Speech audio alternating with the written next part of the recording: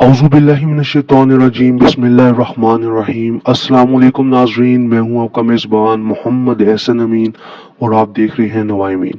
नाजरीन, पाकिस्तानी कौम आज 14 अगस्त 2022 को अपना 75वां जश्न आज़ादी मना रही है। ठीक 14 अगस्त 1947 को ये मुल्क वजूद में आया। उस दिन 27 रमजान मुबारक और लैलतुल कदर थी। उसके दूसरे दिन यानी 15 अगस्त 1947 को भारत वजूद में आया। मगर हम इन दोनों ममालिक की तरक्की और कामयाबी का मुवाजना करें तो हमें सिर्फ तीन चीजें मुश्तरका नजर आएंगी। पहले, दोनों एटमी ताकत हैं, दोनों के हुक्मरानों पर करप्शन के बेतहाशा इल्जामात हैं और दोनों ममालिक में अदलिया आज़ाद है और गुर्बत से सताए अवाम की किस्मत नहीं बदली। अलबत्ता भारत ने अपने 10 गुना ज्यादा आबादी के बावजूद जागीरदारी निज़ाम ख़त्म किया और तालीमी मैदान में हमसे सबकत हासिल की। उसकी वजह गालबन यह है कि वहाँ के पहले वजीर आज़म जवाहरलाल नेहरू तवील अरसे तक जिंदा रहे और उन्होंने मुस्तहकम जमहूरियत, मजबूत अदलिया और तालीम के साथ साथ जागीरदाराना निज़ाम ख़त्म करके कौम पर बहुत बड़ा एहसान किया और साथ साथ फौज को भी मुल्की मामलात में दखल अंदाजी ना करने दी। उसके बरअक्स कायदे आज़म सिर्फ एक साल जिंदा रहे और कायदे मिल्लत और मुल्क के अवलीन वजीर आज़म लियाकत अली खां को तकसीम के 4 साल बाद शहीद करके मुल्क को बेयारो मददगार छोड़ दिया गया। रही कसर हमारे सियासतदानों ने सियासी अखाड़ पिछाड़ करके फौज को सिर्फ 11 साल बाद ही अमरीत का रास्ता दिखा दिया।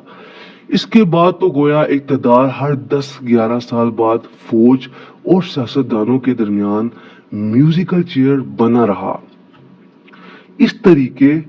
इस तरह पाकिस्तान सिर्फ एक दिन के फर्क से भारत से बहुत पीछे रह गया और फिर भारत ने भी जितना नुकसान वो पाकिस्तान को पहुंचा सकता था हर तरीके से पहुंचाया उसने। यहाँ तक कि 1971 में हमारा मुल्क के 2 टुकड़े करवा दिए। अब हाल ये है कि तमाम यूरोपीय और अमेरिकन एयरलाइंस हमारे मुल्क से जा चुकी हैं। एक वक्त ऐसा भी आया कि हम दियारे गैर में जाकर क्रिकेट खेलते रहे। भारत और पाकिस्तान के सियासतदानों और हुक्मरानों का मुवाजना किया जाए तो दोनों मुल्कों के अवाम उनकी करप्शन से तंग आ चुके हैं। हमारे यहाँ अगर अरबों की करप्शन हो रही है तो भारत में अखबारात खरबों की करप्शन की निशानदी कर रहे हैं।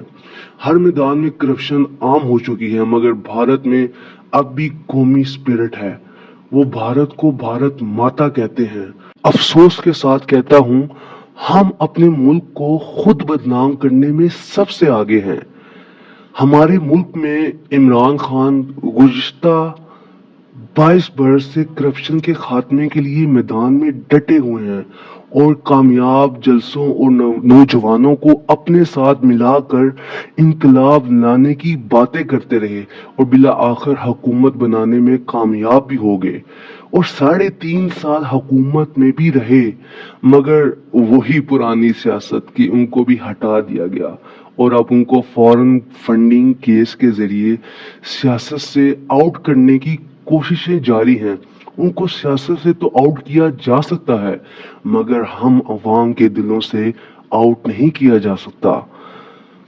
बरतानिया के शहर बर्मिंघम में हाल ही में इख्तिताम पजीर होने वाले कॉमनवेल्थ गेम के मुकाबलों में 40 से ज्यादा ममालिक ने हिस्सा लिया, जिसमें पाकिस्तान ने 2 तलाई, 3 चांदी और 3 कांसी के तगमे हासिल करके 18वीं पोजीशन हासिल की।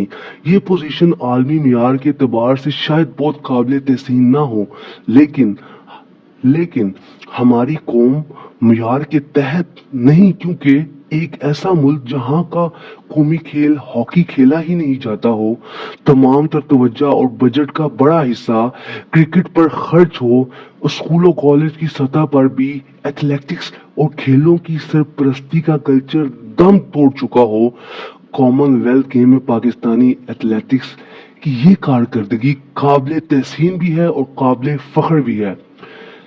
بلا شبہ ارشد ندیم اور نوح بٹ نے کامن ویلتھ گیم میں طلائی تمغے جیت کر پاکستان کا نام دنیا بھر میں روشن کیا۔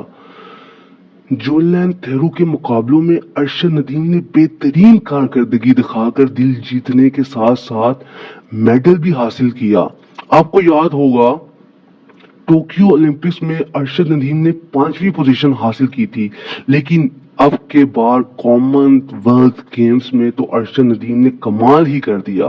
انہوں نے انجری کے باوجود 90.18 میٹر کی سب سے لمبی تھرو پھینک کر ایک نیا ریکارڈ قائم کر دیا۔ یہ تھرو نہ صرف کامن ویلتھ گیمز کا نیا ریکارڈ ہے بلکہ ارشد ندیم کے کیریئر کا بھی بہترین تھرو ہے۔